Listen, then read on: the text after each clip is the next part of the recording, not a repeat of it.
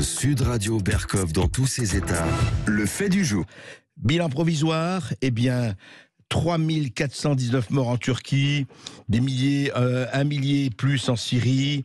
Le séisme le plus meurtrier, dit-on, depuis 1999, quand il y avait une violente secousse, avait dévasté la partie orientale de la mer de Marmara. Alors on va en parler d'abord avec quelqu'un qui est sur place en Syrie, à Alep. Jean-Rémy Ménaud, bonjour. Bonjour André Berkov. Bonjour, vous êtes chef de mission adjoint pour SOS Chrétien d'Orient. Vous êtes à Alep. Alors dites-moi ce qui s'est passé, ce que vous avez vécu depuis hier. Bien écoutez, dans la nuit de dimanche à lundi à 4h17 du matin, comme vous l'avez précisé, on a été réveillé par des très grosses secousses. Moi j'étais chez moi avec ma femme et ma fille. On a été réveillés, on a sauté du lit, on a attrapé la petite et on a été se cacher sous la table à manger dans le salon pendant toute la durée de la secousse qui a duré plus d'une minute. Ça paraissait très long. Moi, je n'avais jamais vécu de tremblement de terre avant et je pensais que ça durait 20-25 secondes en général, mais là c'est vrai que ça m'a paru très long. On se demandait si ça allait s'arrêter. Ouais. Et du coup, en fait, c'est vraiment impressionnant parce qu'il n'y a aucun bruit, juste le bruit de la terre qui gronde. Et c'est très impressionnant jusqu'à ce que ça s'arrête. Et on a alors entendu tous les voisins qui descendaient les escaliers pour aller se réfugier dans la rue. Donc on a été faire la même chose. Et du coup, on a passé plusieurs heures dans la rue, dans le froid, évidemment, parce que c'est en plein hiver avec la pluie qui tombait. Donc c'était vraiment des conditions qui n'étaient pas du tout idéales. Parce que tous les gens qui étaient par centaines sur les trottoirs avaient peur de retourner dans leur bâtiment par peur d'un effondrement. C'était vraiment une situation terrible à vivre. Et il y a eu des effondrements proches de chez vous ou pas, où les immeubles sont restés, et on espère sur place, enfin restés debout, ou il y a eu des effondrements à Alep? Mais il y a eu plusieurs dizaines de bâtiments qui se sont effondrés à Alep. Ce qu'il faut noter, c'est que la ville sort déjà d'une guerre civile de plus de 10 ans.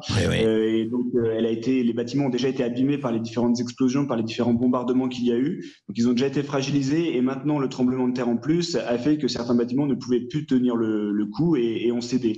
Donc, il y a eu plusieurs dizaines de bâtiments qui se sont effondrés à Alep, ce qui a causé évidemment plusieurs centaines de morts. Oui. Ouais, c'est terrible, c'est terrifiant, et on ne sait pas. Qu'est-ce qu'on dit là-bas? Ça peut se renouveler. On a peur que ça continue ou que ça revienne. Quel est le sentiment de la population et des responsables chez vous? Écoutez, c'est vrai qu'en fait il y a eu celui de 4h17 du matin, mais ensuite dans la matinée il y en a eu un deuxième de 7,5 sur l'échelle de Richter qui a continué du coup de secouer. Oui, on entend. Là, on s'est interrompu avec Jean-Rémy Ménaud. Mais déjà, alors, Bertrand Scheller, vous êtes ingénieur, vous êtes géophysicien. Ah oui, on a à nouveau Jean-Rémy Ménaud, on vous entendez plus. Allez-y, on vous écoute, Jean-Rémy Ménaud. Oui, je disais que du coup, c'est vrai qu'ensuite, tout au long de la journée, il y a eu des répliques dans la ville qui ont été ressenties par la population. Et donc, tous les gens sont restés soit sur le bord de la route, sur les trottoirs pour éviter de rentrer chez eux, ou alors ils ont rejoint des centres d'accueil qui allaient les accueillir pour la nuit. Oui, c'est très très dur, c'est terrifiant, il faut le dire. Dites-moi, qu'est-ce qu'on peut faire? Est-ce que l'aide est en train d'arriver? Est-ce qu'il y a déjà des réactions? Vous-même, je sais qu'à SOS Chrétien d'Orient, vous êtes à l'action et vous êtes sur le qui-vive. Et qu'est-ce qu'on peut faire ici? On peut envoyer des dons, on peut faire quoi? Oui, totalement. Alors nous, SOS Chrétien d'Orient, on est une des seules associations françaises présentes à Alep, et donc pour nous, c'est très important que la France soit quand même représentée, vu l'histoire qu'elle partage avec la Syrie. Et donc nous, on met en place du coup, aujourd'hui, on fait des évaluations pour mettre en place l'aide d'urgence qui va arriver très rapidement à la population, à court terme, et ensuite à moyen terme, les rénovations des bâtiments pour que les personnes puissent revenir chez eux et retrouver une qualité de vie, on va dire, normale. Donc pour nous aider, vous pouvez faire un don sur soschrétiendorient.fr ou alors envoyer un chèque à nos bureaux au 10 rue du Dôme à Boulogne-Billancourt. Tous les dons, du plus petit au plus grand, serviront à aider la population et nous aideront grandement dans la mise en place de nos actions. C'est bien noté. Oui. Ce dont on a peur, pardon, excusez-moi, Oui. ce dont on a peur, c'est que l'aide internationale n'aille qu'à la Turquie, parce que c'est ce qu'on note pour l'instant. C'est vrai que tout le monde dit Ouais. faut aider la Syrie et la Turquie, mais aujourd'hui on entend vraiment que tous les gouvernements du monde entier apportent leur aide à la Turquie et Ouais. très peu à la Syrie. Quand on compare le nombre d'aides qui sont arrivées à la Turquie et à la Syrie, c'est le jour et la nuit. Ouais. Et Il faut pas oublier la Syrie, il faut pas tenir compte là, c'est pas la politique qui est en jeu, ce sont les vies humaines et ça n'a rien à voir. Juste un mot, Jean-Rémy Ménaud, est-ce que autour de vous, encore une fois, je vous ai posé la question, mais juste, les gens vont rester un peu dans la rue pour le moment, ils ont toujours peur de que ça se renouvelle d'ici quelques heures. On espère pas, bien sûr, on prie que pas, mais est-ce que les gens sont toujours sous le choc ? Oui, les gens sont toujours sous le choc, ça c'est sûr. Certains sont ce matin sortis des centres d'accueil temporairement pour aller vérifier leur maison, pour voir dans quel état elle était exactement. Ouais. Certains n'ont même pas fait cet effort parce qu'ils savent que leur maison est détruite et que de toute manière ils ne peuvent pas revenir à court terme dedans. Ouais. Donc, mais la population aujourd'hui, oui, l'atmosphère est pesante à Alep. Les gens ne parlent pas, ils regardent, ils se baladent dans la rue, regardent les destructions avec un regard désespéré et ils se disent que c'est pas possible qu'une nouvelle crise leur arrive dessus après la guerre civile, après la crise économique qu'ils vivent actuellement, qu'en plus un tremblement de terre vienne affecter leur vie une fois de plus. Et ils disent c'est plus la goutte d'eau qui fait déborder le vase en fait. La goutte d'eau elle est arrivée il y a des années et là le vase déborde complètement. Ouais, et on comprend que qu'ils soient désespérés après, comme vous dites, 10 ans de guerre. Merci Jean-Rémy Ménaud. Et puis voilà, auditeur de Sud Radio, vous le savez, les Français, les dons, eh bien, il faut agir pour sauver, pour reconstruire. Et je pense que beaucoup le feront. Merci. Bertrand Schoeller, alors, expliquez-nous ce qui se passe. Voilà, de temps en temps, effectivement, on ne sait pas où, on ne sait pas quoi, on sait qu'il y a évidemment des endroits où la terre est beaucoup plus apte à trembler que d'autres. Mais expliquez-nous, Turquie, Syrie, qu'est-ce qui se passe et pourquoi est-ce qu'on peut comprendre ça ? Alors, tout à l'heure, en fait, vous parliez de ce tremblement de terre en 99, en fait. À Marmara, dans cette région également. Dans cette région, donc, on est sur une région où deux plaques continentales se touchent. Et ce sont les régions où il y a le plus de risques d'explosions sismiques fortes. Alors déjà, pour parler de cette explosion récente, celle d'aujourd'hui, elle a eu lieu à plus de 20 km sous terre. Donc il faut savoir que ce n'est pas quelque chose qui est en surface ou proche de la surface. Le ressenti en fait de 7,7 sur l'échelle de Richter est en surface. En fait, c'est une mesure sismique, mais ça donne une idée de la puissance du choc en fait pour qu'elle se propage aussi fortement à 20 km sous terre et à plusieurs centaines de kilomètres à la ronde, puisqu'en fait plus l'explosion sismique est forte, et j'utilise vraiment le terme explosion, on va en revenir là-dessus, est forte, plus en fait elle se propage à distance, puisqu'en fait la Terre c'est quelque chose de rigide, et donc dans un corps rigide, en fait, une explosion se propage loin. Et d'ailleurs, c'est tous les principes de la géophysique pour avoir une image. Et là, ça s'est propagé sur plusieurs dizaines de kilomètres. Et c'est pour ça qu'on fait à Alep. Ils ont également subi le premier séisme. Ils ont subi le second et tout ce qui s'ensuit, en fait, tout ce qu'on appelle les répliques. Alors, on dit on ne peut pas prévoir. Alors si, on peut prévoir parce qu'on sait les zones sur Terre où ce risque est important. Et depuis qu'on a exploré les fonds marins, on sait beaucoup mieux le mécanisme en fait. C'est des mécanismes qui ont été décrits par Wegener et qui ensuite ont été beaucoup mieux compris dans les années 60 et qui s'appelle la tectonique des plaques. Et donc la tectonique des plaques, t'as dit que finalement en surface de la Terre, il y a quelque chose qui s'appelle la lithosphère et qui fait quelques dizaines ou jusqu'à quelques centaines de kilomètres d'épaisseur, qui est très rigide. Donc il faut imaginer... Vous voulez dire à la surface de la Terre. À la surface de la Terre. Oui, c'est ça. Exactement. C'est comme une plaque. En fait, sous cette plaque, il y en a une autre qui s'appelle l'asténosphère, qu'on trouve plus dans les fonds marins, qui est un peu moins dense, un peu moins rigide. Et elles bougent les unes sur les autres. En plus, il y a un contraste d'humidité. Et donc c'est une vraie spécificité de la Terre et qui va permettre en fait ces mouvements. Et en dessous, vous avez la mésosphère.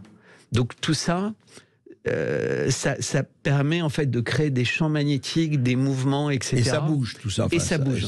Et c'est une vraie spécificité de la Terre, puisqu'en fait, on a ça nulle part ailleurs dans les planètes connues. À notre connaissance d'aujourd'hui. Exactement. Non, mais c'est lié à l'existence de la Lune, qui a un impact sur les marées. C'est lié à l'expérience du magma, en fait, dans la croûte terrestre, aux volcans, etc. Et c'est tout ce qui permet la vie sur Terre. C'est ce qui permet le pétrole ou le gaz, par exemple. Oui, c'est ça. Il ne faut pas oublier que voilà, il y a aussi ça. C'est les défauts des qualités, hélas, les qualités des défauts. Mais Bertrand Schoeller, vous avez dit un peu plus tôt que on ne peut pas prévoir. Enfin, on voit un peu les lieux. Alors justement, vous allez dire où les lieux qui sont peut-être plus aptes hélas, à recevoir cela. Mais on ne peut pas prévoir quand. Alors si, on peut prévoir. Quelques jours à l'avance, on a des signes. Vous savez, c'est comme dans un immeuble. Si l'immeuble s'apprête à s'effondrer, c'est pas instantané. On a des signes, il y a des craquements, des petits signes, etc. C'est pareil en sismologie.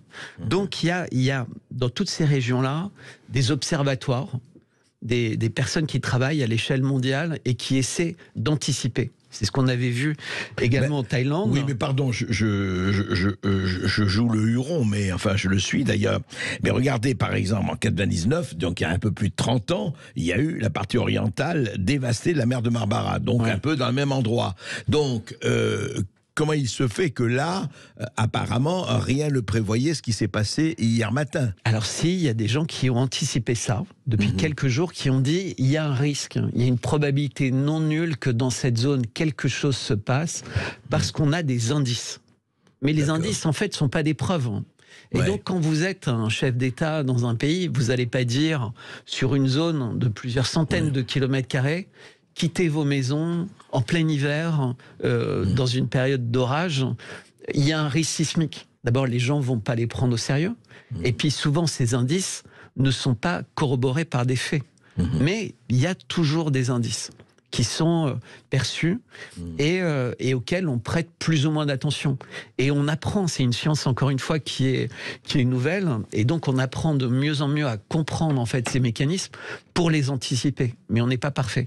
En revanche, ce qu'on sait anticiper, c'est quand on est dans une zone sismique, c'est comment mieux construire.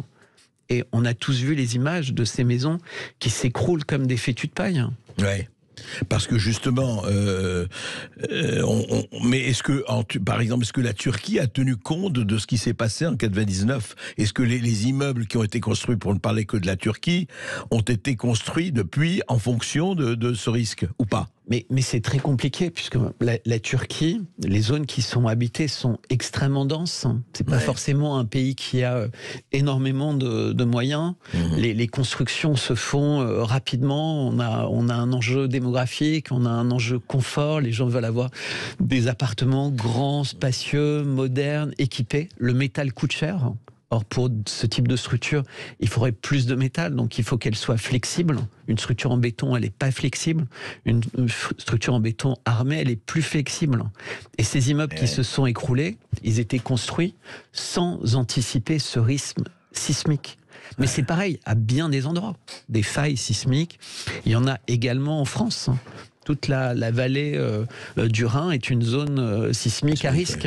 La Méditerranée est une zone sismique à risque. Et ne parlons quand est-ce pas de que la ça Californie. reviendra? Ouais, La Californie, c'est là où Yellowstone, c'est l'endroit le plus inquiétant. Mais justement, vous dites quand est-ce qu'on se reviendra? On ne peut pas savoir ça, Bertrand Schoeller. Impossible. Impossible. On sait que ça va arriver. Oui. Ça, c'est une certitude. Mais ça peut être dans 50 ans, dans 100 ans, dans 10 ans. Il faut savoir que la Terre existe depuis 4 ou 5 milliards d'années. La tectonique des plaques, elle existe depuis 3 milliards d'années. Donc, la Terre, telle qu'elle a existé, elle a changé considérablement, bien des fois.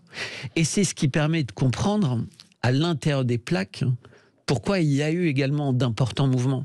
C'est-à-dire qu'on comprend les mouvements par rapport aux plaques telles qu'elles existent aujourd'hui, mais pour comprendre les mouvements, en fait, à quoi ressemble la Terre aujourd'hui à l'intérieur des plaques, il faut remonter très très loin en arrière. En fait, la Terre, c'est un miracle, comme le corps humain. Et donc, il faut l'écouter, Il faut être attentif à ce qu'elle nous dit, à la manière avec laquelle nous prévient, les effets. Et il faut arrêter d'essayer de jouer comme un dieu avec elle. Il y a beaucoup de gens, sachant que je venais à cette émission, qui m'ont dit « Mais parle de ces armes incroyables qui permettraient de faire des tremblements de terre à distance. » Oui, c'est vrai. Ça fait partie des projets dans plein de pays. Oui, mais je peux vous dire que c'est pas vrai cette fois-ci, et pas du tout à cette échelle.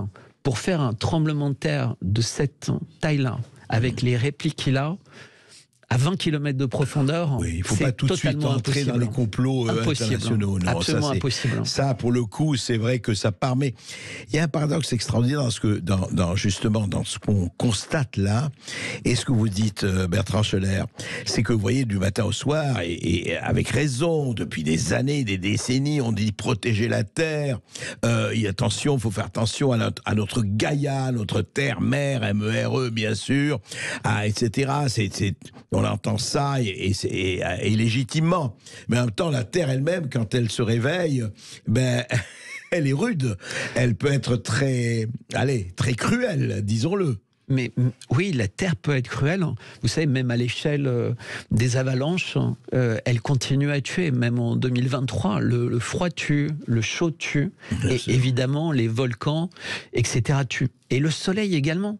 Le soleil a un rôle considérable, puisqu'on parle de réchauffement climatique. C'est intéressant de se poser la question sur le rôle du soleil, le rôle des planètes. Le soleil joue un rôle aussi dans ces manifestations sismiques ?